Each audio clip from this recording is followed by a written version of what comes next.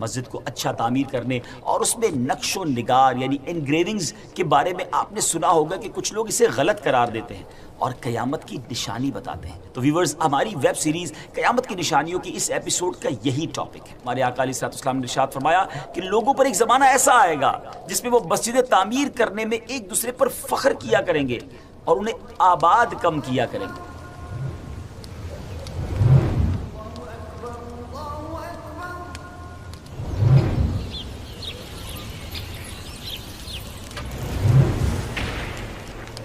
السلام علیکم ورحمۃ اللہ وبرکاتہ۔ قیامت کی نشانیاں ویب سیریز لے کر ایک بار پھر حاضر ہے۔ ایک اور قیامت کی نشانی کے بارے میں بات ہوگی۔ نہایت توجہ کے ساتھ ہمارے ساتھ آج آپ نے شامل رہنا ہے۔ ڈیئر ویورز، مدینہ طیبہ سے تقریباً 3 کلومیٹر دور مغرب کی طرف ایک پرانا گاؤں ہے۔ اب اگر مسجد نبوی سے چلنا شروع کریں تو تقریباً 40 منٹ میں آپ اس مقام تک پہنچ سکتے ہیں۔ یہ وہی مقدس جگہ ہے جہاں ہجرت کے وقت نبی پاک علیہ السلام جب مدینہ منورہ میں تشریف لائے تو اسی گاؤں میں پہلے قیام فرمایا۔ اسی جگہ پر نبی پاک کا پہلا پڑاؤ تھا اور اس جگہ کو قباء کہتے ہیں۔ جی ہاں، یہ وہی جگہ ہے جہاں مسجد قباء قائم ہے، جس کا نام اسی گاؤں کے نام پر رکھا گیا تھا۔ میرے آقا علیہ السلام نے اسی مقام قباء میں 10 راتوں سے زیادہ قیام فرمایا اور اپنے قیام کے دوران سرور کائنات صلی اللہ تعالی علیہ وسلم نے اپنے ہاتھوں سے مسجد قباء کی تعمیر فرمائی۔ اس مسجد کی تعمیر میں صحابہ کرام علیہم الرضوان بھی نبی پاک کے ہمراہ بنفس نفیس انہوں نے شرکت کی۔ سبحان اللہ، کیا منظر ہوگا جب صحابہ کرام پتھر اٹھا کر اور سامان اٹھا کر نبی پاک کو دیتے اور پیارے آقا اپنے ہاتھوں سے ان دیواروں میں نصب فرما رہے ہوں گے۔ کتنی مبارک وہ مسجد ہے۔ مدینہ منورہ میں نبی پاک علیہ السلام کی جو مبارک زندگی گزری، اس دوران پیارے آقا علیہ السلام ہفتے کے دن کبھی تو پیدل اور کبھی سواری پر مسجد قباء تشریف لے جاتے تھے۔ مسجد قباء کی شان اللہ تبارک و تعالیٰ نے قرآن پاک میں خود بیان فرمائی۔ جی ہاں، یہ وہ شاندار مسجد ہے جس کا ذکر قرآن مجید فرقان حمید میں موجود ہے۔ بسم اللہ الرحمن الرحیم۔ لمسجد اسس على التقوى من اول يوم احق ان تقوم فيه رجال يحبون ان يتطهروا والله يحب المطهرين۔ اس آیت کا ترجمہ یہ ہے، یعنی بے شک وہ مسجد کے پہلے ہی دن سے جس کی بنیاد پرہیزگاری پر رکھی گئی ہے، وہ اس قابل ہے کہ تم اس پہ کھڑے ہو۔ اس میں وہ لوگ ہیں کہ خوب ستھرا ہونا چاہتے ہیں اور ستھرے اللہ کو پیارے ہیں۔ سبحان اللہ، یہ وہ شاندار مسجد ناظرین جس کی فضائل احادیث کریمہ میں بھی موجود ہیں۔ نبی پاک علیہ السلام نے ارشاد فرمایا، جو اپنے گھر سے وضو کر کے مسجد قباء میں آئے پھر اس مسجد میں نماز پڑھے، اسے ایک عمرے کا ثواب دیا جائے گا۔ سبحان اللہ، سبحان اللہ۔ اللہ کریم سے ہم دعا کرتے ہیں کہ ہمیں بھی بار بار مدینہ منورہ کی حاضری عطا فرمائے اور مسجد قباء میں ہمیں نوافل پڑھنا نصیب فرمائے۔ ڈیئر ویورز، مسجد قباء کو یہ فضیلت بھی حاصل ہے کہ یہ اسلام میں تعمیر ہونے والی پہلی ایسی مسجد ہے جس میں حسن اخلاق کے پیکر محبوب رب اکبر نے علل اعلان صحابہ کرام علیہم الرضوان کے ساتھ نماز ادا فرمائی۔ مزید یہ کہ یہ وہ پہلی مسجد ہے جو عام مسلمانوں کے لیے تعمیر کی گئی۔ اگرچہ اس سے پہلے بھی اسلام میں کئی مساجد بنائی گئی تھی لیکن وہ عام مسلمانوں کے لیے وقف نہ تھی، جیسے سیدنا ابو بکر صدیق رضی اللہ تعالیٰ عنہ کی مسجد جو آپ نے مکہ مکرمہ میں اپنے گھر کے صحن میں تیار کی تھی۔ It doesn't need any explanation۔ اس بات پر کوئی وضاحت کی ضرورت نہیں ہے کہ اسلام کی سب سے پہلی یہ مسجد کیسی شان والی ہے جسے نبی پاک علیہ السلام نے اپنے صحابہ کرام کے ساتھ مل کر تعمیر فرمایا۔ مگر وقت کے ساتھ ساتھ زمانے کے تقاضوں کے مطابق مساجد کی تعمیر میں فرق آتا گیا اور اب ہر مسجد کی تعمیر کرنے والا اللہ کے گھر کو اچھے سے اچھا تعمیر کرنے اور خوبصورت بنانے کی عموماً کوشش کرتا ہے۔ مسجد کو اچھا تعمیر کرنے اور اس میں نقش و نگار یعنی انگریونگز کے بارے میں آپ نے سنا ہوگا کہ کچھ لوگ اسے غلط قرار دیتے ہیں اور قیامت کی نشانی بتاتے ہیں اور اس بارے میں کچھ احادیث بھی سناتے ہیں۔ تو ویورز، ہماری ویب سیریز قیامت کی نشانیوں کی اس ایپیسوڈ کا یہی ٹاپک ہے۔ آئیے اب آپ کو وہ احادیث سناتے ہیں کہ جس میں مساجد کی قیامت کی نشانی ہونے کے بارے میں کچھ ارشاد فرمایا گیا ہے۔ حضرت انس رضی اللہ تعالیٰ عنہ سے روایت ہے، پیارے آقا علیہ السلام نے ارشاد فرمایا، قیامت کی نشانی یہ بھی ہے کہ لوگ مسجد تعمیر کرنے میں فخر کریں گے۔ اس کا مطلب کیا ہوا؟ اس کا مطلب یہ کہ اللہ تعالیٰ کی رضا حاصل کرنے کے لیے اخلاص کے ساتھ نہیں بلکہ شہرت، ریاکاری، بڑائی، سپیریورٹی کی نیت سے مسجدیں تعمیر کریں گے. یعنی جب قیامت قریب آئے گی تو مسلمان ایک دوسرے سے بڑھ چڑھ کر بڑی بڑی شاندار مسجدیں بنائیں گے اور پھر ان مساجد پر ایک دوسرے کے مقابلے میں فخر ظاہر کریں گے اور کہیں گے کہ میری مسجد تمہاری مسجد سے زیادہ اونچی ہے، زیادہ شاندار ہے. میرے باپ دادا کی بنائی ہوئی مسجد تمہارے باپ دادا کی بنائی ہوئی مسجد سے زیادہ اچھی اور خوبصورت ہے. میرے گاؤں کی مسجد تمہارے گاؤں کی مسجد سے زیادہ لمبی اور چوڑی ہے. ڈیئر ویورز، ایک اور حدیث پاک میں آیا کہ نبی پاک علیہ الصلوۃ والسلام نے ارشاد فرمایا قیامت قائم نہ ہوگی یہاں تک کہ لوگ جب مسجد تعمیر کرنے کے معاملے میں فخر کرنے لگ جائیں گے. اور جگہ ہمارے آقا علیہ الصلوۃ والسلام نے ارشاد فرمایا کہ لوگوں پر ایک زمانہ ایسا آئے گا جس میں وہ مسجدیں تعمیر کرنے میں ایک دوسرے پر فخر کیا کریں گے اور انہیں آباد کم کیا کریں گے. ڈیئر ویورز، اس بات میں تو کوئی شک نہیں کہ اس طرح کی احادیث مبارکہ واقعی کتب احادیث میں موجود ہیں، مگر اس کا مطلب یہ نہیں ہے کہ اچھی تعمیرات کرنا ہی منع ہو جائے گا، بلکہ اللہ پاک کے گھر مسجد کو کوئی اچھی نیت کے ساتھ اچھے سے اچھا بنائے گا تو اس کے ثواب اس کو اتنا ہی زیادہ ملے گا. اب بات ہے نیت کی. اس نیت سے اونچی اور پختہ اور شاندار بنانا کہ اسلام کا نشان ہے اور اس سے کفار کی نظروں میں اسلام کی عظمت اور ہیبت پیدا ہوگی، اللہ پاک اور اس کے رسول علیہ الصلوۃ والسلام اس سے خوش ہوں گے، یہ بہت بڑے ثواب کا کام ہے. مروی ہے کہ حضرت سلیمان بن داؤد علیہ الصلوۃ والسلام نے مسجد بیت المقدس کی تعمیر اور اس کی خوبصورتی پر پورا زور لگایا، یہاں تک کہ مسجد کے گنبد کی چوٹی پر چراغ نما ایک بلب لگایا، اس کی میلوں دور تک روشنی نظر آتی تھی، یہاں تک کہ 12 میل تک چرخہ کاٹنے والی عورتیں اس کی روشنی میں اپنا چرخہ کاٹتی تھیں. بدبخت بخت نصر نے بیت المقدس کو ویران و برباد کیا تو نہ صرف چراغ نما جو بڑا بلب تھا مسجد شریف سے تمام سونا چاندی اور تمام جواہر و لال اپنے شہر بابل لے گیا. اس سامان کو 1,70,000 اونٹوں پر لادا گیا تھا. کتنا سامان ہوگا بیت المقدس میں جس کو لے جانے کے لیے کم و بیش 1,00,000 کے قریب اونٹ استعمال کیے گئے، 1,100,000 کیملز جس کو لے کر جا رہے ہیں. امام عبداللہ بن احمد نصفی رحمۃ اللہ تعالی علیہ فرماتے ہیں بعض مفسرین کا قول یہ ہے کہ جو مسجد فخر و ریا اور نمود و نمائش یعنی شو آف کے لیے یا رضائے الہی کے بجائے کسی اور نیت سے کی جائے یا معاذ اللہ حرام مال سے بنائی گئی ہو وہ بھی مسجد درار کی طرح ہے. یعنی وہ مسجد ہے جس کو نبی پاک نے ڈھا دینے کا حکم دیا تھا. آج بھی ایسے لوگ موجود ہیں جنہیں عالی شان مسجد تعمیر کرنے پر اور زیادہ مساجد بنانے پر ایک دوسرے سے فخر کا اظہار کرتے ہوئے دیکھا گیا ہے. ان کے دلوں کا حال تو اللہ ہی جانتا ہے، خود انہیں اپنے دلوں کا حال اچھی طرح معلوم ہونا چاہیے.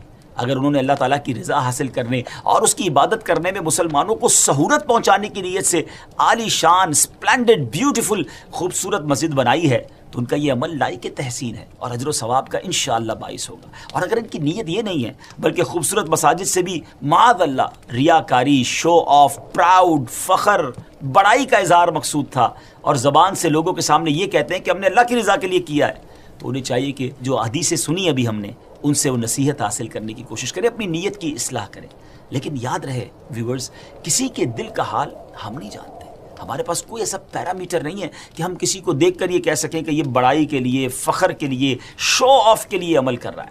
اپنے بارے میں تو ہمیں ضرور چیک کرنا چاہیے، کسی پر فتویٰ نہیں لگانا چاہیے. یاد رہے کہ کسی کے دل کا حال اللہ تعالیٰ بہتر جانتا ہے اور ہمارے پاس تو کوئی ایسا ذریعہ نہیں ہے کہ ہم کسی کے دل کا حال معلوم کر سکیں. اس لیے بدگمانی سے ہمیں بچنا چاہیے. الزام لگانے کی شرعاً کسی کو اجازت نہیں ہے کہ اس نے جناب فخر و ریاکاری کے لیے مسجد تعمیر کی تھی. اس حوالے سے ایک روایت ایک اور سناتا ہوں.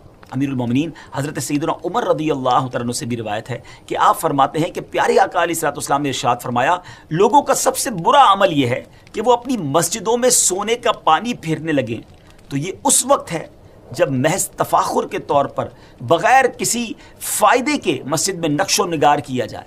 البتہ بطور تعظیم مسجد کو خوبصورت بنانا نہ صرف جائز ہے بلکہ ثواب حاصل کرنے کا ایک بہترین طریقہ بھی ہے، کیونکہ مساجد اللہ پاک کی نشانیوں میں سے ایک نشانی ہے، دین کی علامت اور اسلام کا قلعہ ہے، اس لیے اس کی تعظیم بھی مستحب اور باعث ثواب ہے. قرآن پاک میں اللہ پاک خود ارشاد فرماتا ہے بسم اللہ الرحمن الرحیم وَمَن يُعَظِّمْ شَعَائِرَ اللَّهِ فَإِنَّهَا مِن تَقْوَى الْقُلُوبِ. ترجمہ یعنی جو اللہ کی نشانیوں کی تعظیم کرے تو وہ دلوں کی پرہیزگاری سے. سبحان اللہ, یہ دلوں کی پرہیزگاری فرمائی اللہ کی نشانیوں کی رسپیکٹ تعظیم کرنے والوں کے لیے.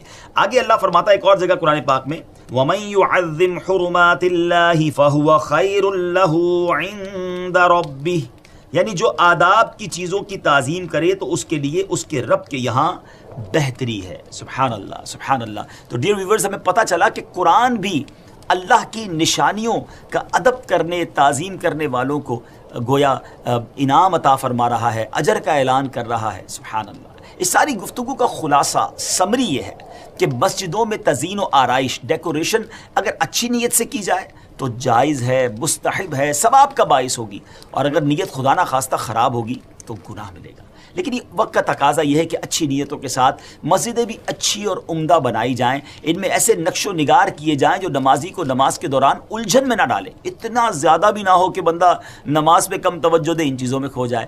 اور اس بات کی دلیل علامہ بیداوی کی اس بات سے بھی ملتی ہے کہ آپ فرماتے ہیں مسجد کا پختہ فرش اور نقش و نگار اور زینت امور مسجد کی آباد کاری میں شامل ہیں کہ مسجد نبوی میں فرش سب سے پہلے جناب سیدنا عمر بن خطاب رضی اللہ تعالیٰ عنہ نے بچھایا, اور اس سے پہلے نبی پاک علیہ الصلوۃ والسلام کے زمانہ اقدس میں مسجد نبوی میں پتھر بچھے ہوئے تھے, اور پتھر بچھانے کا کام اس طرح شروع ہوا کہ ایک رات بارش کی وجہ سے مسجد نبوی شریف کی زمین گیلی ہو گئی. پھر جو شخص مسجد میں آتا اپنے ساتھ جھولی میں پتھر لاتا اور نیچے بچھا کر اس پر نماز پڑھتا تھا تاکہ کیچڑ سے بچے. نبی پاک علیہ الصلوۃ والسلام نماز سے فارغ ہوئے تو فرمایا یہ کیا عمدہ بچھانا ہے, اور حکم دیا کہ تمام مسجد میں پتھر بچھائے جائیں. یاد رہے کہ اس سے پہلے پتھر نہیں بچھائے گئے تھے. پھر حضرت عمر رضی اللہ تعالیٰ عنہ نے مسجد نبوی میں پہلی بار پکا فرش بنا دیا. لیکن سب چیزوں کے ساتھ ساتھ یہ بھی بات دھیان میں رکھنی ہے کہ مسجدیں بنانے سے زیادہ اہم مسجدیں بھرنا ہے. کہیں ایسا نہ ہو کہ مسجد تو بہت عمدہ بن جائے, خوبصورت بن جائے, مگر نماز کے وقت بھی خالی خالی محسوس ہو. شاعر مشرق کہتے ہیں نا, مسجد تو بنا لی شب بھر میں, ایمان کی حرارت والوں نے, من اپنا پرانا پاپی ہے, برسوں میں نمازی بن نہ سکا. تو اللہ کرے ہم مسجدیں بھی بنائیں اچھی نیتوں کے ساتھ, اور پھر اس کی آباد کاری بھی کریں. نمازی بھی تو ہونے چاہیے نا. سبحان اللہ. ایک رسپانسبل مسلمان ہونے کا مظاہرہ کیجیے اور نماز با جماعت مسجد میں پڑھنے کی عادت بنائیں. پیارے آقا علیہ الصلوۃ والسلام نے فرمایا مرد کا جماعت کے ساتھ نماز ادا کرنا اس کے اپنے گھر اور بازار میں نماز ادا کرنے سے 25 درجے افضل ہے. اور اس کی وجہ یہ ہے کہ جب وہ اچھے طریقے سے وضو کرتا ہے پھر مسجد کی طرف نکلتا ہے اور اس کی نیت صرف نماز کی ہوتی ہے تو اس کے ہر قدم پر اللہ تعالیٰ اس کا ایک ایک درجہ بلند فرماتا ہے اور اس کی ایک خطا کو معاف فرما دیتا ہے. جب وہ نماز پڑھ لیتا ہے تو جب تک اپنی جگہ پر بیٹھا رہتا ہے فرشتے اس کے لیے دعائے مغفرت کرتے رہتے ہیں اور کہتے ہیں اے اللہ عز و جل اس کی مغفرت فرما, اے اللہ عز و جل اس پر رحم فرما. اور جب تک ہم میں سے کوئی نماز کے انتظار میں ہوتا ہے نماز ہی میں ہوتا ہے. ایک اور روایت میں ہے کہ جب تک وہ کسی کو ایذا نہ پہنچائے یا کوئی بات نہ کرے تو فرشتے عرض کرتے رہتے ہیں اے اللہ عز و جل تو اس کی مغفرت فرما, اے اللہ عز و جل اس کی توبہ قبول فرما. ناظرین, اللہ پاک سے دعا ہے کہ ہمیں مساجد سے محبت نصیب فرمائے اور ہر نماز با جماعت مسجد میں پہلی صف میں ادا کرنے کی توفیق عطا فرمائے. یہاں میں ایک اور بات بھی عرض کرتا چلوں. علماء کہتے ہیں جب کسی کا ایمان چیک کرنا ہو, کسی کے ایمان کی طاقت کو چیک کرنا چاہتے ہو تو یہ دیکھو کہ اس کا تعلق مسجد سے کیسا ہے, مسجد میں کتنا جاتا ہے. دوسرا فرمایا, بڑی پیاری بات لکھی کتابوں میں کہ مومن کی مثال ایسی ہے جب وہ مسجد میں ہوتا ہے نا جیسے فش ان دا واٹر. مچھلی پانی میں ہوتی ہے تو کتنی پرسکون ہوتی ہے, ریلیکس ہوتی ہے. اپنے بارے میں ذرا چیک کیجئے نا, ہم جب مسجد میں جاتے ہیں ہم اپنے آپ کو ایسا فیل کرتے ہیں کہ fish in the water. Unfortunately کئی لوگ ایسے بھی دکھتے ہیں کہ ایسا لگتا ہے مسجد میں تو آئے ہیں مگر مچھلی پانی کے باہر ہے, fish out of the water ہے, بے چین ہیں, بے کل ہیں, بار بار گھڑی دیکھ رہے ہیں, جلدی نکلنا ہے, بس سلام امام صاحب نے پھیرا اور بھاگنا ہے, سب سے آخر میں آنا ہے. اگر کبھی 1-2 منٹ نماز لیٹ ہو جائے تو امام صاحب سے الجھ پڑتے ہیں کہ حضرت آپ نے 2 منٹ لیٹ کر دی, آج آپ نے لمبی دعا کروا دی. ذرا سوچئے نا اللہ کے گھر میں اتنی بے چینی کیوں ہے؟ اگر 2-4 منٹ زیادہ بیٹھنے کو مل گیا ہے تھوڑی سی دیر بیٹھا کرے نا. دنیا میں کوئی بہت بڑا آدمی ہمیں اپنے گھر بلائے اور زیادہ دیر بٹھائے تو اچھا لگتا ہے نا کہ یار بلایا بھی اور گھر میں بہت ٹائم دیا مجھے. اللہ کے گھر میں ٹائم نہیں گزارنا. چیک کیجئے اپنے دل کو. جس کا دل مسجد میں نہیں لگتا نا, جس کو بے چینی شروع ہو جاتی ہے مسجد میں جا کر, please try to check your heart. کہیں دل میں ایسی پرابلم تو نہیں ہو گئی کہ میں اللہ کے گھر میں جا کر ہی بے چین ہو جاتا ہوں. اللہ مجھے اور آپ کو مسجدوں سے پیار عطا فرمائے. ایک اور آخری بات، جو لوگ کہتے ہیں نا میں نماز پڑھنے مسجد میں نہیں جاتا، یاد رکھیے جناب، آپ نہیں جاتے، آپ کو بلایا نہیں جاتا۔ مسجد تو اللہ کا گھر ہے نا، اللہ کے گھر میں وہی جا سکتا ہے جس کو رب بلاتا ہے۔ اگر آپ نہیں جاتے نا مسجد میں تو توبہ بھی کریں ساتھ اللہ سے کہ اللہ میں اتنا گناہ گار ہو گیا کہ اب تیرے گھر کا مہمان بھی نہیں بن سکتا۔ تو یاد رکھیے مسجد سے دوری اچھی نہیں ہے، جب وہ کریم کا گھر ہے۔ آپ کے گھر میں جب کوئی مہمان آتا ہے تو آپ کی کیا فیلنگز ہوتی ہیں؟ ہم اپنے مہمان کو خوش کر کے بھیجنا چاہتے ہیں نا۔ Everybody try to respect his guest and try to, اس کی ہم خدمت کرنا چاہتے ہیں کہ وہ خوش ہو کر جائے، وہ ہیپی ہو کر جائے۔ جب اللہ کے گھر میں جائیں گے تو اللہ خوش کر کے نہیں بھیجے گا، ہماری جھولیاں بھر کے نہیں بھیجے گا۔ تو مسجد جایا کریں، بیٹھا کریں، ریلیکس وہاں جا کر رہیں اور خوب عبادت کریں۔ اللہ کرے دل میں اتر جائے میری بات۔ اگلے پروگرام میں ایک اور قیامت کی نشانی لے کر حاضر ہوں گے، دعاؤں میں یاد رکھیے گا۔ السلام علیکم ورحمۃ اللہ وبرکاتہ۔